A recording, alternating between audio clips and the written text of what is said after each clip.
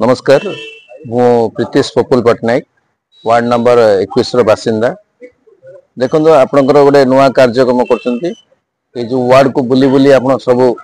जिनस identify करके grievance कर प्रथम तो मुझे धन्यवाद देवी जो कार्यक्रम सरकार म्युनिसिपालिटी करने कथा ताकू गोटे आप गोटे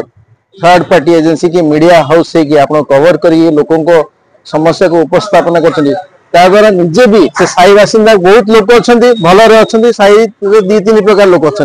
upper class middle class lower class बहुत लोग अपर क्लास जानी पार ना अन्य साई बासिंदा मैंने केमती रोचे कौ परिस्थिति रोचे तो ये कार्यक्रम द्वारा आम साई भितर भी अवेयरनेस होची सहित यहाँ गोटे आमको यूनिटी भी आनी ये सब समस्या नहीं कि आप ग्रीवेंस ग्रीवेंस पुट कर म्युनिसिपालिटी जो द्वारा कि जिनसा हाइलाइट होची अब आम देखुँ गुड़ाए दिन आप समस्या गुरुत्व सहित म्युनिसिपालिटी टेकअप कर काउंसिलर मैंने भी जो खामखियाली बुलूले देखु नथिले से भी गुरुत्व दौरान तो मुझे आपंकर अभियान द्वारा आप